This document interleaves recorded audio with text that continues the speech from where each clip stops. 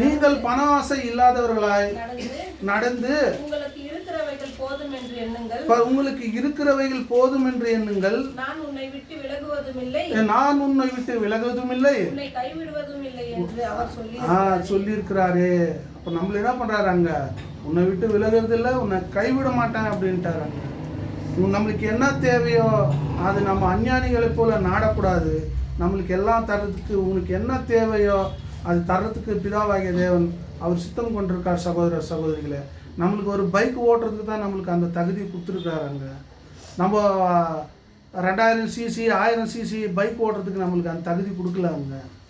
அதெல்லாம் நீ வாங்கி நீ ஓட்டுறனா நீ போய் சீக்கிரமாக போய் சேர்ந்துருவேன். நீ நார்மலான பைக்கே போதும், நீ இதுலேயே என்ன நீங்கள் இது இதெல்லாம் மீடியமாக ஓட்டி நீ வாழ்வ அப்படின்ட்டு அவர் என்ன பண்ணுறாரு நம்மளுக்கு இது பண்ணுறாரு அங்கே. ரொம்ப ஃபாஸ்ட்டான போகிற பைக்கு நம்ம போயிட்டோம்னா என்ன ஆகிடுவாங்க, சீக்கிரம் மரணத்துக்கு போயிடுவோம். நம்மளுக்கு நார்மலான பைக்கு ஓட்டின்னு போகிற மாதிரி நம்ம என்ன பண்ணுறார் தேவன் அங்கே.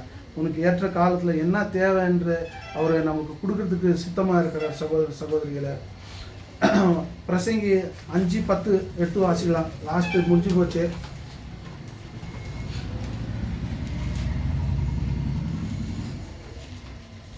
பிரசங்கி 5:10.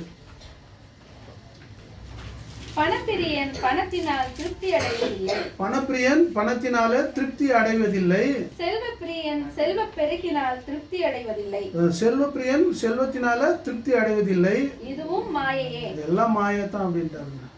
ஆமாம் சகோதர சகோதரி, நம்மளுக்கு என்ன இருக்குதோ அது போதும் சகோதர சகோதரிகளே.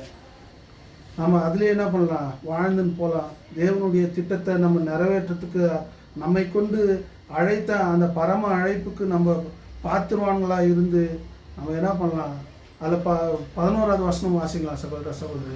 பொருள் பெருகினால் பொருள் பெருகினால் அதை தின்கிறவர்களும் பெருகிறார்கள். அதை தின்றதுக்கு என்ன இருக்காங்களா அங்கே, பெருகிறாங்கன்னு சொல்கிறாரு அங்கே வேதம் சொல்லுது.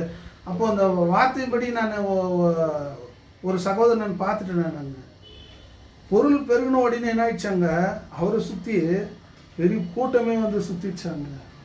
ஆமாம் சகோதர சகோதரி, இது என்னுடைய வாழ்க்கையில் நான் பார்த்துட்டேன்.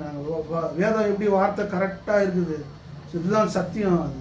அப்போது பொருள் பெருகின உடனே என்ன ஆயிடுச்சாங்க, அவரை சுற்றி ஒரு பெரிய கூட்டம் வந்து அவருக்கு சொந்தக்கார ஏன்னா அங்கே அது உள்ள நுழைய விடுறதுக்கு இல்லைங்க. ஏன்னா அவரை சுற்றி அப்படி வலை போட்டு என்ன பண்ணாங்க, ஃபுல்லாக அவரை கவர் பண்ணி வச்சுருக்காங்க சகோதர சகோதரி. அதான் பொருள் பெருகினால் தின்றதுக்கு என்னவா இருக்கிறாங்க அங்கே, ஜனம் பெருகிடுவாங்க சகோதர சகோதரி. அப்போ சம்பாதிக்கிறது அதெல்லாம் என்ன இருக்குது அங்கே, நம்மளுக்கு என்ன தேவையோ அதுதான் அங்கே. அது அளவுக்கு மீறி போகும்போது என்ன ஆகிடாங்க, ஆட்டோமேட்டிக்காக ஜனம் வந்து சேர்ந்துருவாங்க அங்கே. நீ ஒரு ஏழையாவோ ஒரு இதாக இருந்தானா உங்ககிட்ட எவனும் அவன்கிட்ட வரமாட்டாங்க. யாருன்னா வருவாங்களா, நீ ஒன்றுமே இல்லாத ஆளாயிரு நீ அங்கே இந்த கூட்டம்லாம் வந்துடுமா, வரவே வராது. எப்போ நம்மளுக்கு மீறி அளவுக்கு மீறி வருது பாருங்க, அப்போ தானாக வந்து எல்லாம் சேர்ந்துருவாங்க சகோதர சகோதரிங்க. இதெல்லாம் நம்மளுக்கு ஒரு பெரிய எச்சரிப்பாக இருக்குது சகோதர சகோதரிகளை. அதை உடையவர்கள் தங்கள் கண்களினாலே அதை காண்பதே அன்றி அது என்ன பண்ண முடியாது, எல்லாம் சொத்து சேர்த்துருவாங்க.